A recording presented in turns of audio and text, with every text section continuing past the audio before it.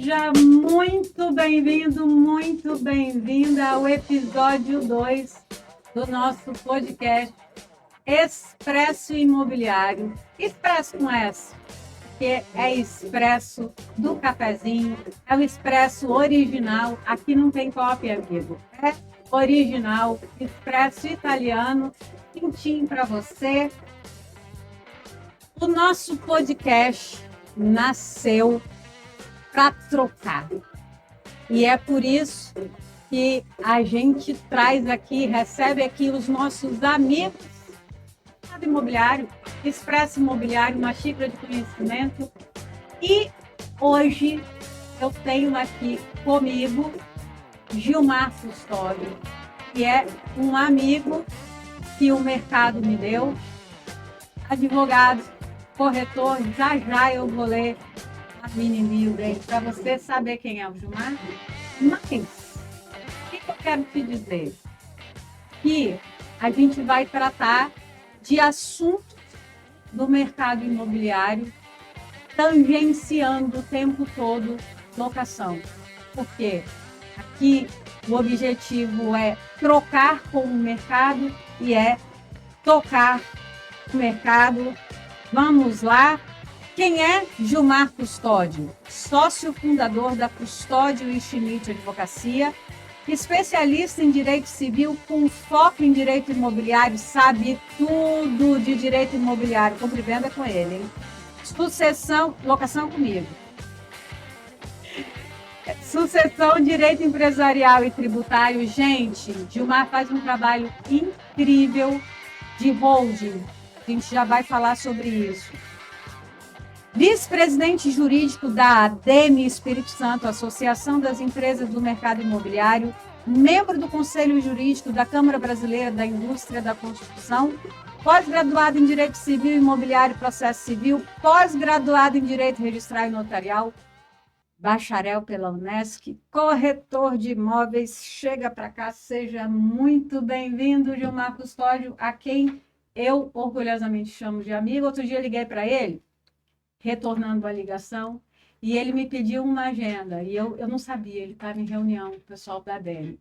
Eu falei, Gilmar, eu não tenho agenda alguma, mas para você eu faço até milagre. Ele pediu para eu colocar no Viva Voz e tirou essa onda lá com o pessoal. E eu já vou passar para ele para fazer as primeiras considerações. Não tem regra, Gilmar, isso aqui é um bate-papo. Só tem uma regra. Não pode falar palavrão. Se quiser, mas aqui a gente não caça palavra, não. Se quiser falar palavrão, você vai ter que ter boa coordenação motora para falar. E essa daqui é a Raquel Trim, a cinetinha da livre expressão. Seja bem-vindo. Queria que você começasse me falando sobre a sua percepção sobre o nosso mercado capixaba. Obrigado, querida amiga, né? É sempre um privilégio poder participar do seu podcast. Bom, de todas as pequenas atribuições que eu tenho aí, uma das que eu mais me orgulho é corretor de imóveis, foi onde eu comecei minha trajetória profissional. E com base nessa trajetória de mais de 30 anos de mercado imobiliário, eu consigo expressar algumas particularidades desse mercado pujante, em que não é que eu seja velho, viu, gente, mas eu já presenciei diversas fases desse mercado. Eu comecei novo. Jovem há mais tempo. E mercado dolarizado, mercado em UPF, que às vezes as pessoas não vão nem saber o que é, né? Mercado em cruzeiro, em cruzado, em real, e aqui estamos. O mercado imobiliário capixaba, principalmente a capital, ele tem umas particularidades que muitas vezes, outro dia falava sobre uma matéria sobre o valor do metro quadrado mais caro, um dos valores. E aí eu até corrigi um pouco a repórter, eu falei que ela não é o valor do metro quadrado mais caro. Talvez seja um dos mais valorizados. Existe uma diferença entre valor e preço. né? Por quê? Porque a ilha de Vitória é uma ilha muito pequena. Ela tem 96 quilômetros de extensão. Oferta e procura? 60 a 70% desse espaço territorial é água e pedra. Então, nós temos terrenos disponíveis numa quantidade muito pequena. Isso faz com que o valor do metro quadrado fique mais valorizado. Há uma escassez de matéria-prima e há uma procura muito grande de produto. Então, isso torna aquela lei da oferta e da procura uma competição em determinados bairros, não são todos, e que faz com que isso se repercuta, né, numa valorização de metro quadrado bem acentuada. Mas eu conversava com ela também explicando que nós temos diferenças de análise, né? Às vezes se faz uma análise de um produto pronto, às vezes o mercado chama isso de mercado usado, mercado de terceiros, com uma comparação ao mercado de novo, mercado lançamento. Eu faço essa comparação como se fosse vender um veículo usado e um veículo novo. Tem sempre uma diferença de preço. Então, são mercados distintos que precisam ser analisados de forma distinta. E, às vezes, o proprietário desse imóvel usado, ele quer fazer uma comparação com o novo. E essa metodologia não é correta. Então, da mesma forma, nós falamos de locação. Nós tivemos alguns eventos sazonais no Espírito Santo que puxaram o preço da locação para cima. Eventos de prédios com problema, caindo, e ocupação, precisando ordenar, ocupar, colocar as pessoas em outros lugares. Vila Velha também teve isso, né, ano passado. Nós tivemos evento da pandemia, em que a residência ela ficou muito mais valorizada, as pessoas ficaram muito em casa. Então, havia demandas muito grandes. Então, o mercado de locação, ele tem um comportamento um pouco similar à venda, mas eu sempre digo isso. De cada 10 pessoas interessadas em comprar, você tem 50 querendo alugar. Então, é 5 vezes maior a procura por locação do que a disponibilidade de imóveis para alugar. Como é que resolve isso? Pois é, esse é o grande X. Talvez seja uma pergunta de $1 milhão. Primeiro, certos tipos de empreendimentos, aqueles maiores, apartamentos de 3 quartos, apartamentos de 4 quartos, talvez o 3 quartos que seja um nicho de mercado onde você tem uma demanda um pouco maior. A maior procura, a maior oferta é de imóveis usados. Qual é o pão quentinho? Pão quentinho é o 2 quartos. Você está falando de realidade de Vitória. Vitória. Jardim da Penha? Hoje eu te digo que nessa região, Praia do Canto, Jardim da Penha, Mata da Praia, Enseada do Suá. Mas nós temos outro nicho aí que tem vindo com bastante força, que são os apartamentos menores, quarto e sala. Gilmar, pessoalmente, eu prefiro o imóvel antigo, porque me dá aflição entrar num apartamento de frente e sair de ré. Eu acho que a gente está cada vez mais para isso, né? Sim. Mas aconteceu, na minha percepção, isso em nível Brasil. O Brasil é muito diverso, a gente tem uma visão muito estratificada por região, isso para locação, para compra e venda, tendências muito regionalizadas, mas no geral isso aconteceu de uma maneira mais irrestrita. Depois da pandemia, a gente teve uma modificação na demanda de imóveis residenciais. maiores e de não residenciais menores. O Espírito Santo acompanhou isso? Sim. Nós tivemos um problema que foi a vacância dos imóveis comerciais, salas, lojas, porque muito do trabalho remoto. E essa vacância, ela demandou aí, agora o mercado começou a reagir. Então, tanto que dificilmente você vai observar nesses últimos anos produção de imóvel comercial, falo salas, né? São, porque o empreendedor não teria uma demanda reprimida ou uma demanda imediata para poder lançar um produto desse. Pelo contrário, os que estavam em lançamento, os que estavam em construção, na verdade, na época da pandemia, que foram sendo concluídos, eles ficaram vagos por algum período. Agora que estão começando, as empresas estão voltando. Agora que eu falo, porque o mercado imobiliário, 1, 2 anos é um espaço de tempo muito pequeno. Então, aqui no mercado capixaba, eu falo da grande Vitória, houve sim uma vacância muito grande. E foi um processo, inclusive, que você deve ter enfrentado, e o nosso escritório enfrentou também, que foi o processo de renegociação, né?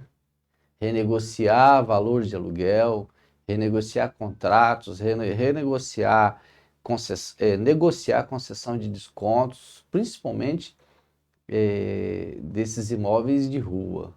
Esses foram muito afetados. Comércio de rua.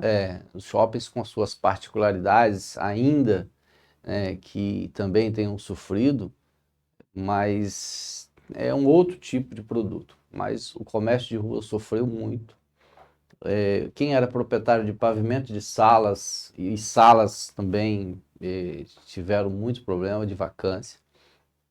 Mas o mercado vai se adaptando e hoje ele já está em franca recuperação. A gente vê o mercado de locação bem atento a isso aí, essa movimentação. Os valores estão se recompondo, né?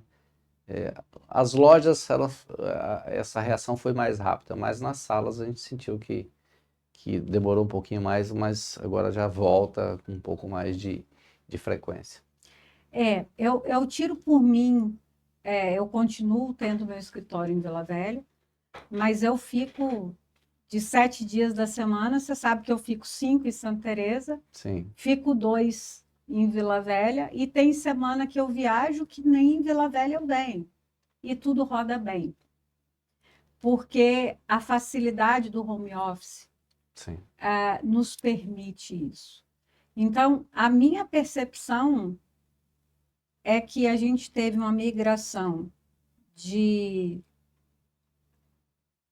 do não residencial, os novos empreendimentos meio que foram engavetados em relação a salas e lojas. E quem tinha projeto em andamento de lajes corporativas, em alguns lugares até estuda transformar isso em lofts, né? Isso existe uma migração desses empreendimentos. Eu tenho visto algumas correções de projetos que ainda não tinham sido incorporados, né? Algumas adaptações, mas a gente vê também um incremento no não residencial logístico por causa do aumento do e-commerce. sim. Você percebe isso no estado do Espírito Santo? Eu estou trazendo realidades nacionais para cá, porque poucas pessoas conhecem tão bem o nosso mercado imobiliário quanto você, com a sua vivência de. Está com quanto, Gilmar? 25, 20? Mercado imobiliário, tenho 34 anos. 34. É. A gente pode dar 20, 25, porque a pessoa está conservada, né? Mas aí ele chega e fala assim, Eu não, comecei com 22, eu então sou já dá para fazer jovem as há bem contas. mais tempo, Raquel, do que você pensa. Tá dizendo isso aqui. Você nota isso? Como é que é o nosso mercado para galpão logístico? Eu percebo, a gente veio aqui Darli Santos, Carapina, a gente tem áreas pouco exploradas. O que que falta para isso? Uma cidade igual Linhares, com tanto potencial. Aonde o mercado está falhando, Gilmar? Fazendo a análise primeiro da Grande Vitória, nós temos o Espírito Santo, a capital em si, nós temos uma área de portuária, uma malha viária muito boa. Nós estamos próximos dos grandes centros. Então, o custo, inclusive, portuário menor, né? Então, isso atraiu e atrai as empresas. Essa proximidade também com a região da Sudene, né? Isso também é outro atrativo. E nós temos visto assim grandes conglomerados de galpões, muitas atividades, empresas investindo nesse tipo de negócio, que é um negócio hoje, para quem não conhece o mercado imobiliário dessa área, o aluguel de 1 metro quadrado de um espaço num galpão, ele está na ordem de 18 a R$ 22 por metro quadrado. São galpões com infraestrutura assim de primeiro mundo. E nós temos demanda. Por quê? Se tem diversas empresas com necessidade de espaço. Há muitos anos atrás foi criado o TINS, que é, né, o Terminal Que é Intermodal, um mundo. que é um mundo que ficou há muito tempo numa situação de pouca ocupação, que também ocupou bastante. Hoje é uma realidade muito, muito, muito boa. Presenciei mês passado, a inauguração de um centro logístico da Apex, aqui fazendo um merchanzinho para ela. Mas a gente observa em Viana, que é um município que tem crescido muito. Agora, na rodovia do Contorno, nós temos hoje próximo de 300 mil metros de galpões de logística em construção. Viana e Vila Velha tem muito espaço ocioso para Sim, trabalhar isso, sim. mas você acha que está bem calibrado oferta e demanda? Tem potencial de crescimento? Qual é a sua leitura? Eu penso que Vila Velha, pela particularidade que ele tem, essa região da Darlia, aqui vai um recado para os prefeitos e demais autoridades do município para abrir os olhos para esse tipo de atividade que Incentivo traz fiscal está faltando? incentivo fiscal, talvez uma legislação ambiental um pouco mais inclusiva, uma legislação municipal, do plano diretor municipal, melhor interpretada. Aham. E eu vejo também obrigado, o mercado do interior. Você falou de Linhares, mas eu vejo Aracruz também. Aracruz agora está na Sudene também, né? Exatamente. São municípios que vão ter uma demanda muito grande de espaço logístico. Eu entendo que a médio e longo prazo, quem tem possibilidade de investir, que possa fazer esse investimento nessas regiões. Aqui, na região da Grande Vitória tem alguns espaços, tem alguns locais que já estão tem bastante oferta, apesar de que você vai ter em determinadas regiões, que aí depende muito da logística de quem vai tomar o serviço, você tem necessidade. Outros locais você tem já um pouco mais de oferta, dá para escolher um pouco mais. Eu entendo assim que, até conversando com um grande empreendedor da cidade, ele disse: Gilmar, eu tenho possibilidade de produzir esses 300 mil metros de galpão. À medida que forem me demandando, eu vou construindo. Então, hoje nós temos na região do Contorno um terceiro centro industrial. Ô, Gilmar, você tocou num ponto aqui que eu chego até a me mexer, gente. A pessoa tem que se mexer, porque me dá até uma aflição a gente olhar potencialidades não exploradas. Sim. Porque me causa extrema estranheza e acho que a gente tem que botar isso na mesa. A pouca exploração do BTS.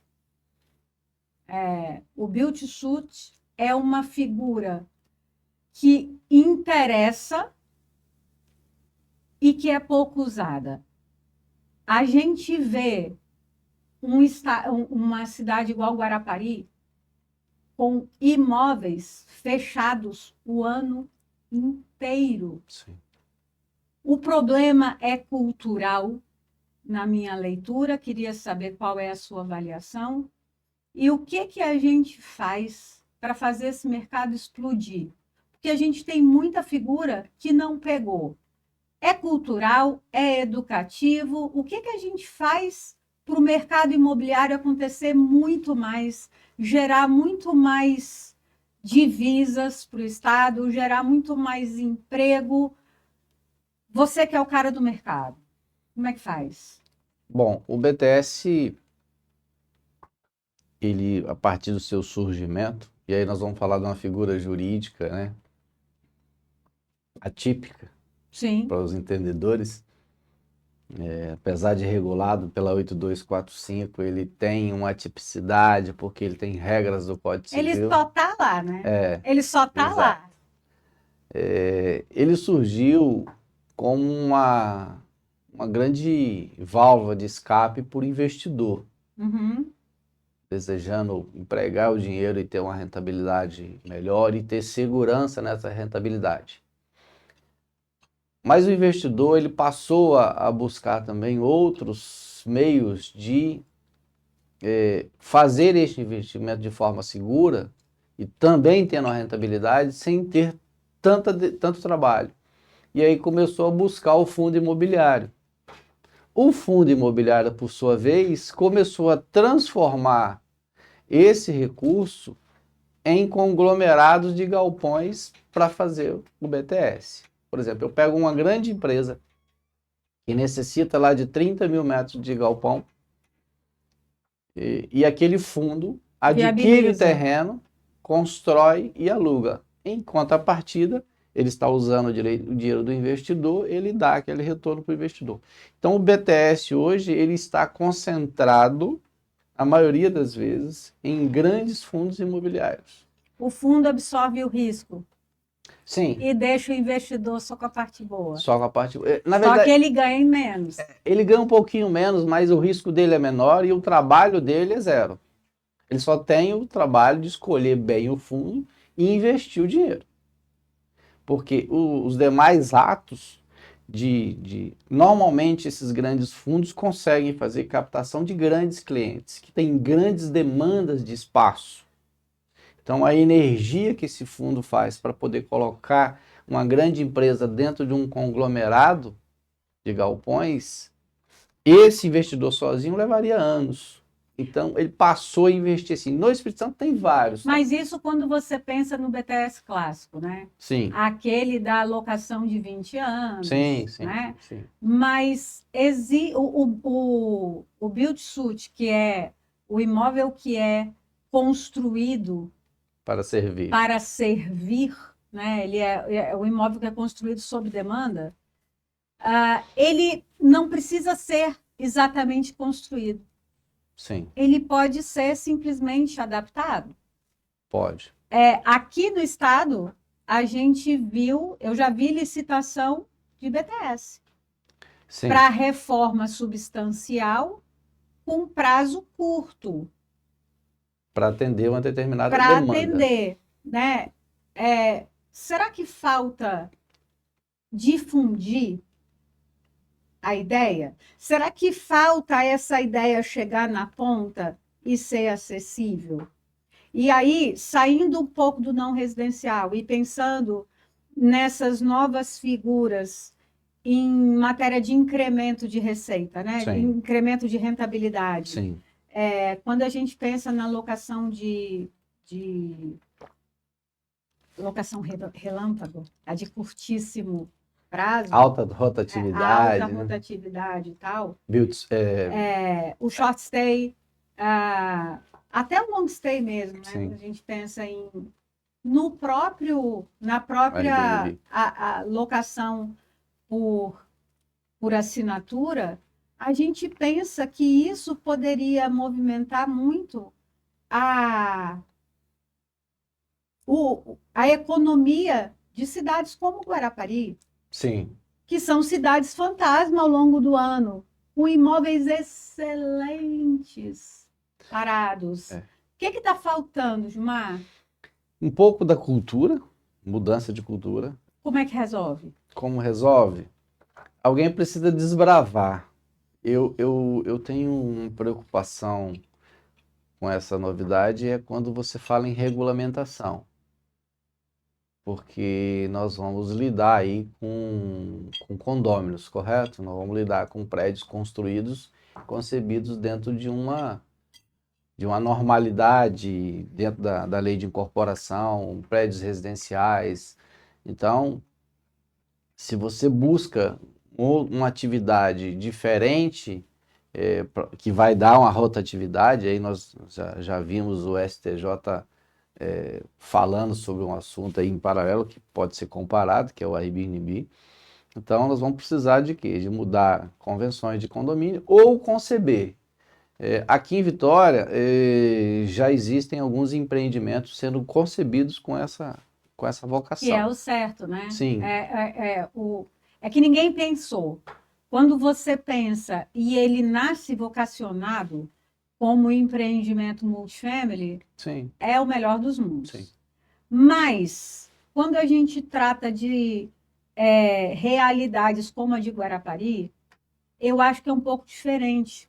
Porque, quando a gente pensa na locação de curtíssima temporada em cidades como Vitória, Vila Velha, região metropolitana, você está lidando com o sujeito, com o residente habitual. Sim.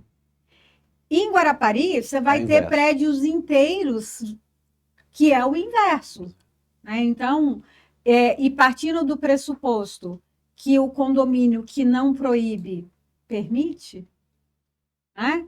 Sim. Você vai entrar naquela discussão técnica sobre a destinação ser residencial ou não. Né? Mas não te parece lógico que poder-se-ia fazer muito mais pela economia como um todo? O que está faltando, gente? É só a gente que enxerga? Normalmente, aquilo que é novo demora um pouco para o mercado absorver. E essa questão da rotatividade, dessa ocupação em curtíssimo prazo, ela é, de fato, alguma novidade. Mas você falou bem, quando você pega Guarapari você tem dois tipos de público. Aquele que mora de março até outubro e novembro, e aquele que ocupa de dezembro até fevereiro, que normalmente é o turista, que é o que faz a economia da cidade movimentar, que faz os imóveis serem ocupados, pessoas que saem de casa nesse período de novembro e alugam até o carnaval. Nesse sistema que todos nós conhecemos, que, embora não esteja previsto na convenção, ele já existe de fato. Eu acho que você tem muito mais possibilidade de mudar documentalmente essa cultura nos instrumentos, nesses locais, do que se mudar numa cidade. Para dar segurança? Para dar segurança.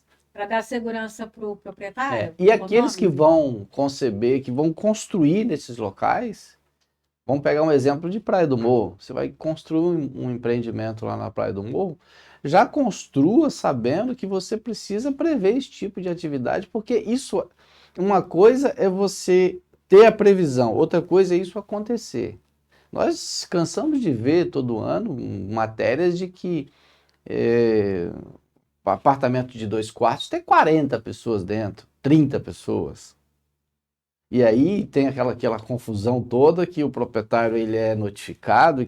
Então, lógico, dentro de uma ocupação razoável, né, ninguém quer tornar esse espaço de uma forma que vire uma comunidade lá dentro, não é isso. Mas a gente já sabe que essa prática de alugar existe em Guarapari. Como em outros balneários, existe.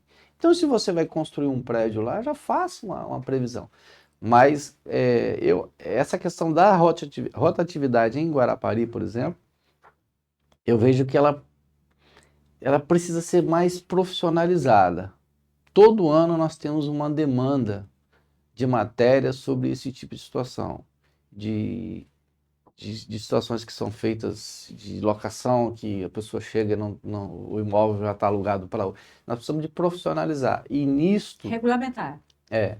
E nisto, aqui um recado para as imobiliárias locais, para que eles tratem de se profissionalizar nisso. A ADEME tem, inclusive, uma preocupação com relação a essa atuação. A ADEME e Secov Sim. estão atendendo essa demanda? Você acha que estão chegando na ponta onde essa demanda existe? Identifica isso?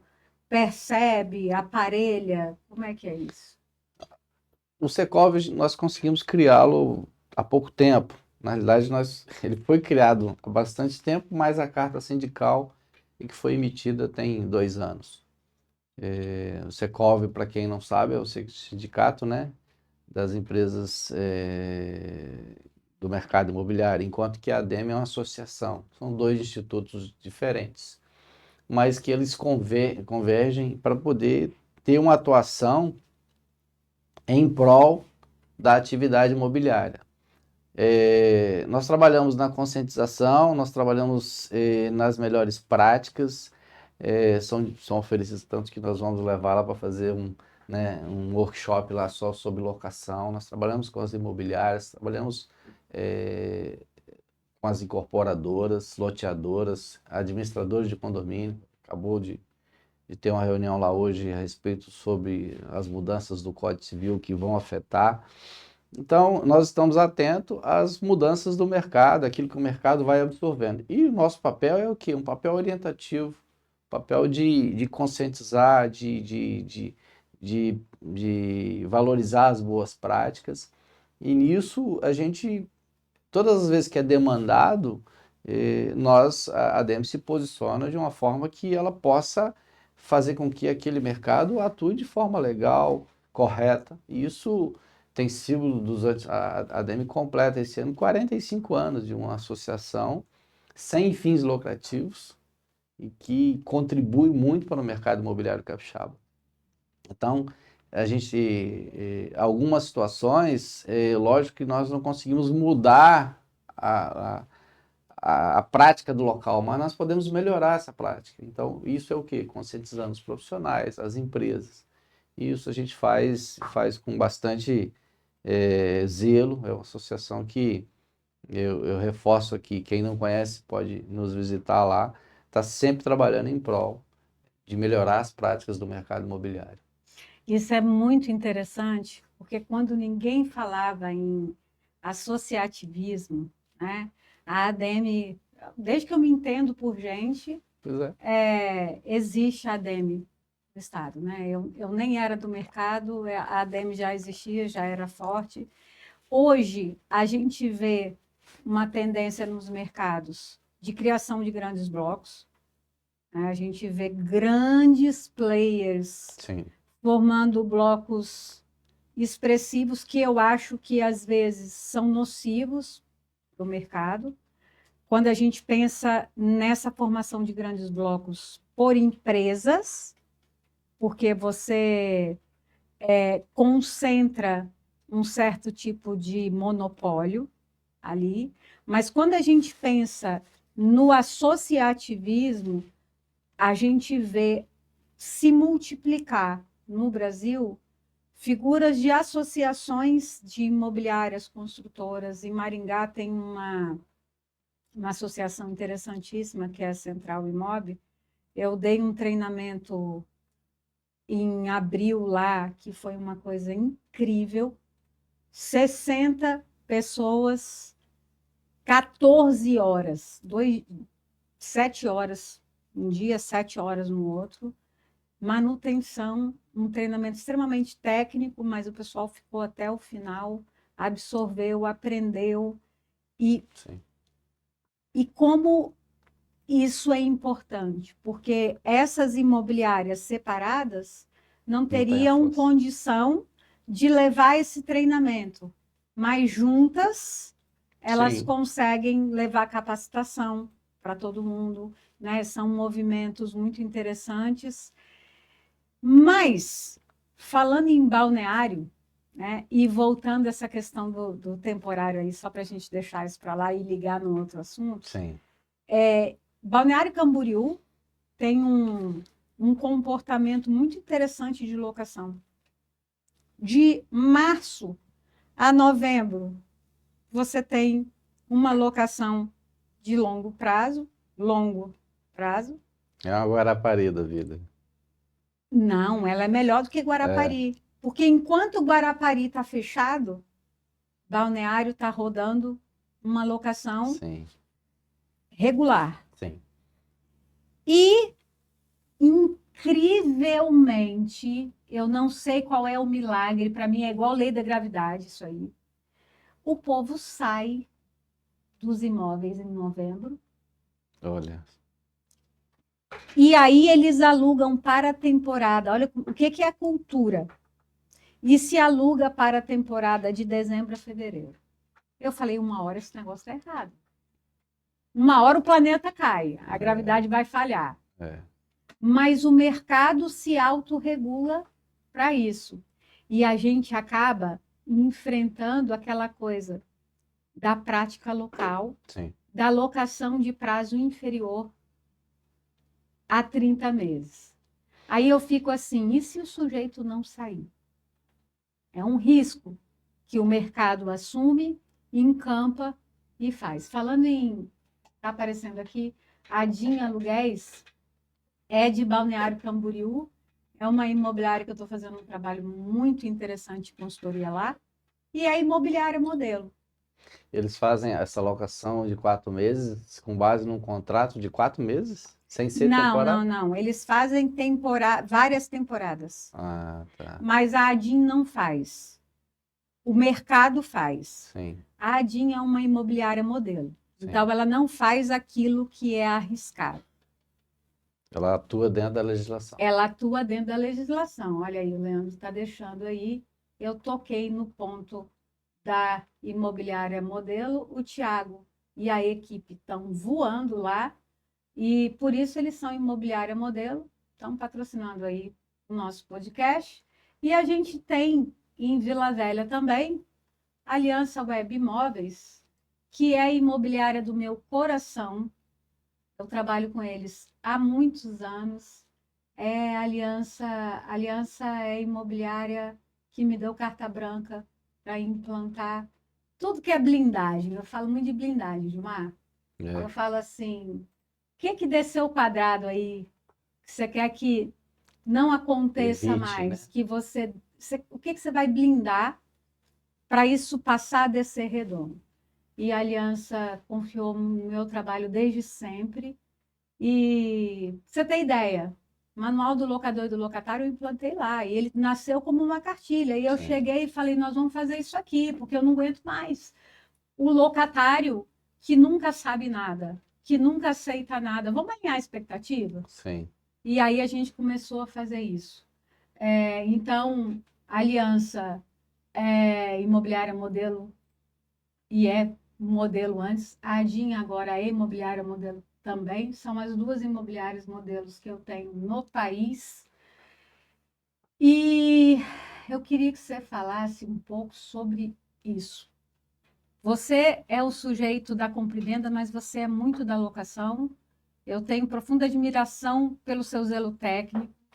O que que falta para a gente ter um nível mais alto para as locações no país? Na sua visão, qual é a sua análise? nós normalmente procuramos melhorar naquilo que nos aflige, né? Quem não passou por problema, né? Muitas vezes ou não passou, ou um parente passou um problema de um serviço prestado de forma incorreta, às vezes incompleta também, quando vai alugar um imóvel. Primeiro passo, e aí a gente tem que parabenizar as imobiliárias que têm esse tipo de atitude, é contratando um bom profissional. Não dá para fazer locação e compra e venda sem ter uma assessoria que seja especializada. Não dá. Especializada de verdade, né? Sim. Porque o sujeito não pode ser nem o imobiliarista generalista. Não, tem que ser. Ele tem que entender do babado Ele forte. tem que conhecer locação a fundo, ele precisa conhecer a compra e venda a fundo.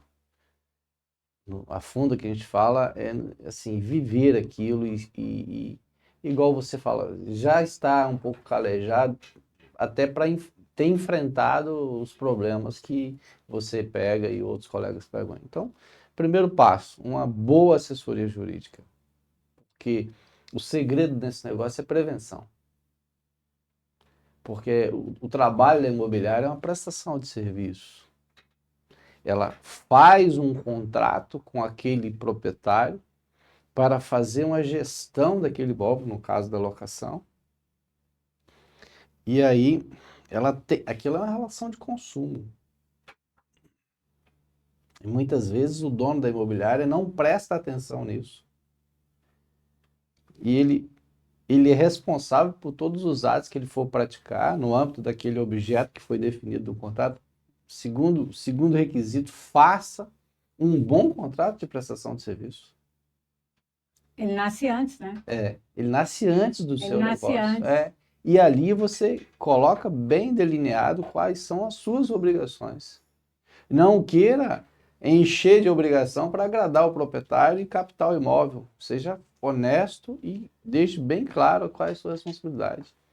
Segundo, você tem que ter pessoas internamente treinadas para fazer aquele serviço.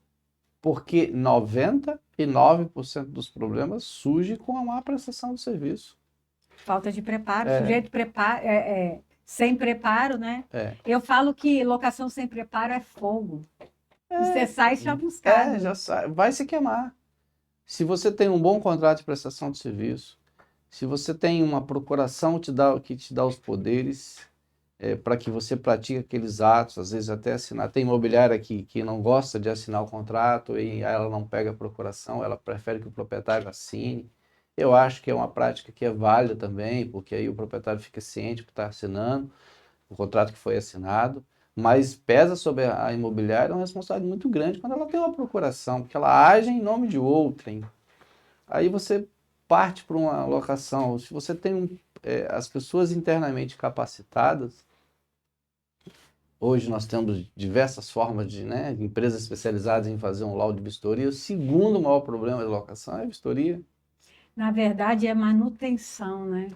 Sobretudo no final. Porque você contrata com um proprietário para fazer a gestão do imóvel. Quantas imobiliárias certificam o estado daquele imóvel antes de pegá-lo?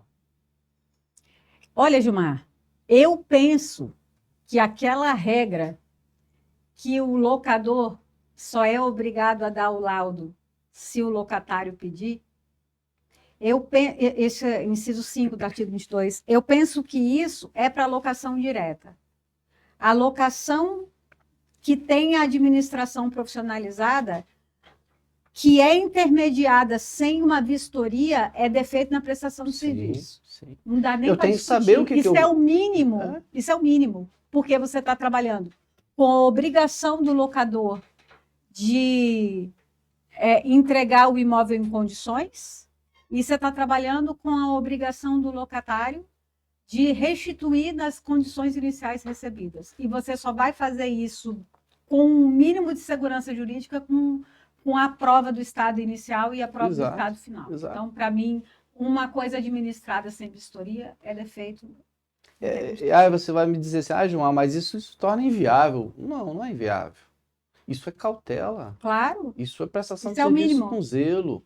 Fazer um bom laudo de, olha, ô Raquel, você está deixando o imóvel aqui para alugar conosco, nós vamos fazer uma vistoria prévia do seu imóvel, até para poder te orientar, para saber como que está. Pode ter alguma, né? Certificar a parte documental. Quantos problemas você pega na parte documental? Ô, Gilmar, gestão de patrimônio. Ninguém faz. Não O faz? imobiliário Não precisa faz? fazer. E o corretor hoje, para locação, até mais do que para venda, ele precisa atuar como um consultor. Sim. E aí eu vou tocar num ponto que eu não ia deixar de falar. Quando o sujeito. Porque existe.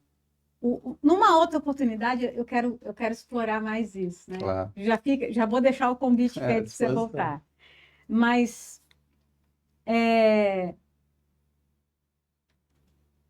locação, para muita gente, é um mal necessário. Sim. O sujeito faz para pagar a conta, Isso. Pagar o custo fixo. mas ele detesta. Perfeito. E o que eu digo é o seguinte: locação pode fazer muito mais pela imobiliária do que pagar custo fixo. Muito. Pode injetar dinheiro forte. Só que, primeiro, você não pode ter incêndio. Senão você só vive apagando Você incêndio. tem que ter processo, Sim.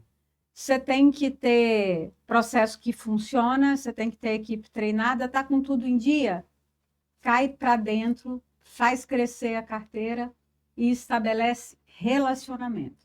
Quando você estabelece relacionamento e você atua como um consultor Perfeito. numa via pavimentada, com pontes, com contatos não reativos, com contatos proativos, você consegue fazer negócios. Sim. E aí eu quero saber de você. O que você pensa da imobiliária que faz muitos negócios com o locatário, com o locador, que atua como esse concierge? Tá faltando? Isso é válido? Tá faltando? Como é que faz? Eu sempre. A gente analisa muito, né? Já vi muita coisa no mercado, tanto do mercado interno quanto do mercado externo, em outros centros. Você falou uma palavra importantíssima aí: procedimento, processo. Eu coloco a imobiliária como se fosse um chão de fábrica. Se você tiver todos os procedimentos e processos alinhados, aquela mão de obra qualificada, treinada. Outra coisa importante, todo mundo na imobiliária precisa ganhar, tá, gente? Quem é dono de imobiliária.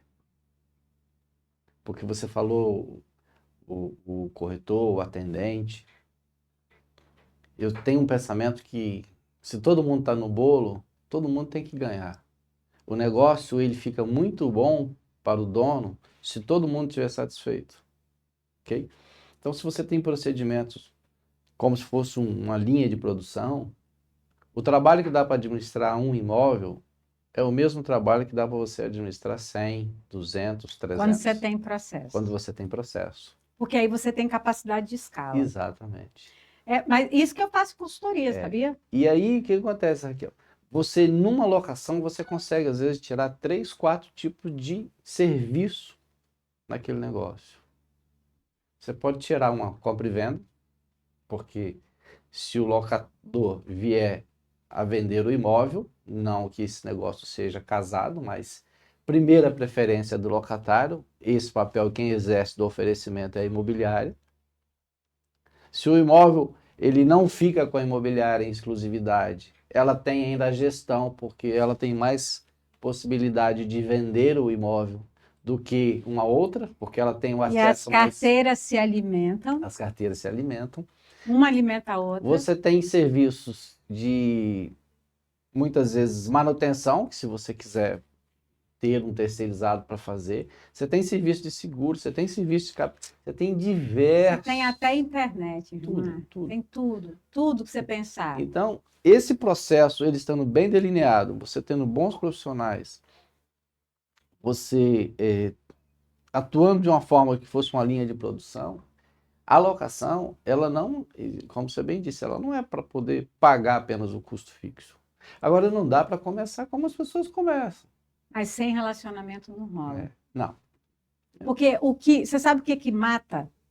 É que o sujeito, primeiro, ele não enxerga o locatário como um cliente. Ele enxerga o locatário como não necessário. Eu vou precisar dele para poder fechar a locação, ok.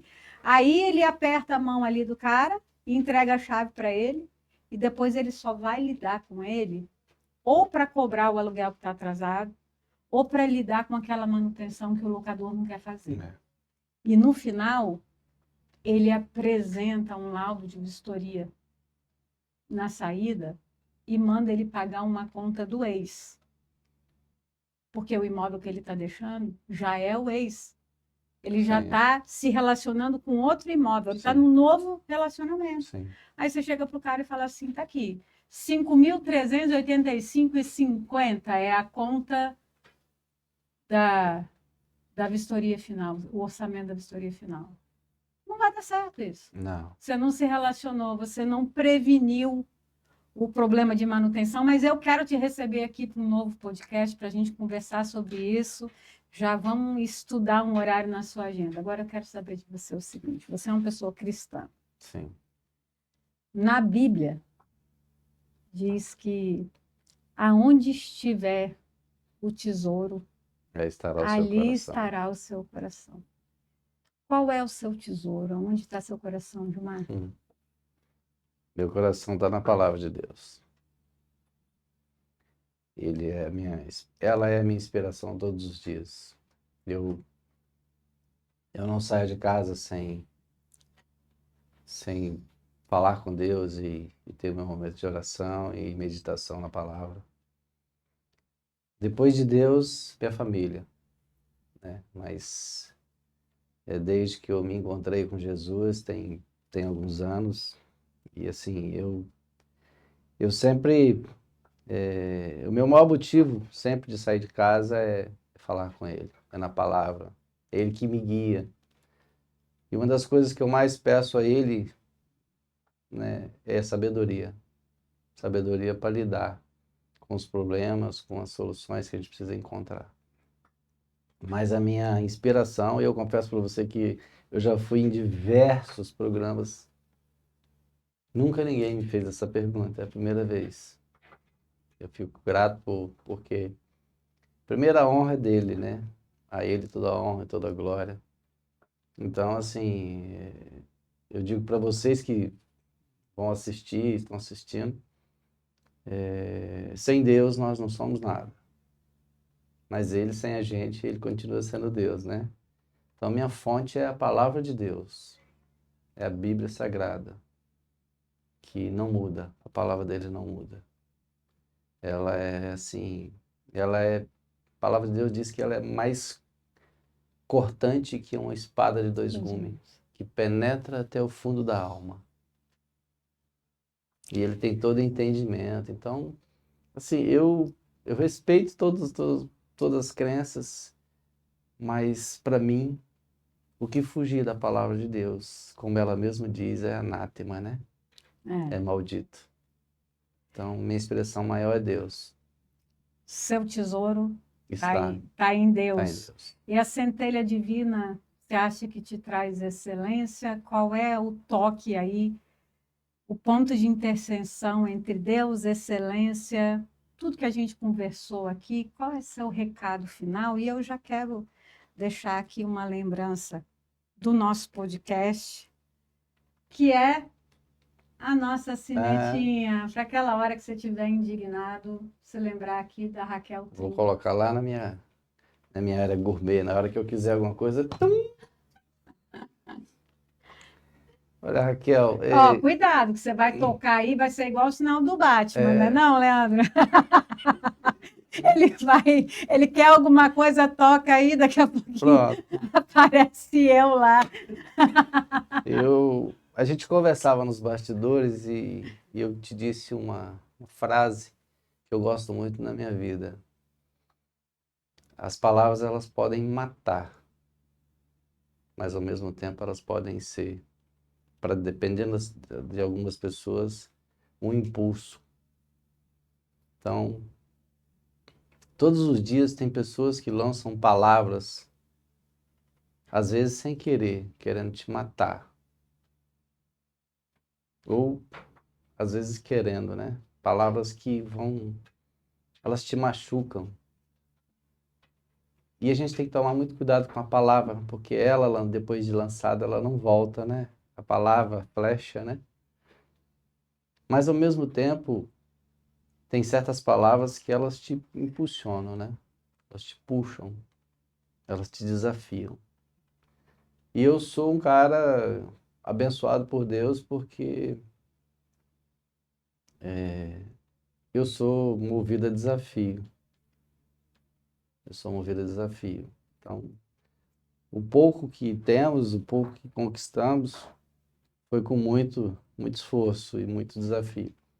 Então, e através de uma palavra que foi lançada uma vez na minha vida, eu fui buscar novos ares, né? E hoje a gente consegue estar aí no mercado da advocacia, que é um mercado... E a gente tem todo o orgulho de fazer parte, né, do direito imobiliário. Então, Faz essa dobradinha poderosa de corretor com advogado, nossa, né? Deus. Aí é um negócio que ninguém segura. Foi. E ao mesmo tempo eu remeto à palavra, né? Palavra de Deus. Palavra. Ela não muda. Então, Palavra é o eu sou, né? é. Aquilo que é a autoridade, é o Exato. poder de chegar Isso. e levar a mensagem. Eu acho que o mais importante é a gente levar essa mensagem, a mensagem de Deus, de excelência, Sim. de toda essa centelha que a gente carrega. Gilmar, eu quero te agradecer demais, agradecer seu tempo. Você está aqui no nosso podcast Expresso Imobiliário. Fiquei muito feliz Obrigado. e honrada de te receber. E é isso, Expresso Imobiliário, o podcast que troca com o mercado e que está chegando aí para tocar o mercado, passando aí por locações, por compra e venda. Espero voltar para falar de compra e venda, de patrimonial, né? Vamos falar de holding. Quero te receber para falar de Vamos holding. desmistificar essa palavra holding, né? Ah, é? Vamos. Opa, fiquei curiosa agora. É porque o holding é objeto, né? É. Vamos falar de empresa patrimonial, planejamento patrimonial. E a gente tem a conversa para falar sobre isso com essa alteração de PIS e COFINS, hein, Gilmar? Paga tudo ITBI, a ver não com paga locação. Ixi, tem bastante coisa. Vamos ter que Estou à conversar. disposição. O privilégio é meu e você ter aberto esse espaço para poder estar aqui. E sinto-me honrado, em primeiro lugar, de ser seu amigo, né? Você é uma pessoa que, como diz um ditado na roça, não precisa nem pagar para gostar, né? A gente gosta de graça. Gosta de graça. Prazer demais. Até a próxima, até o próximo podcast. Obrigada.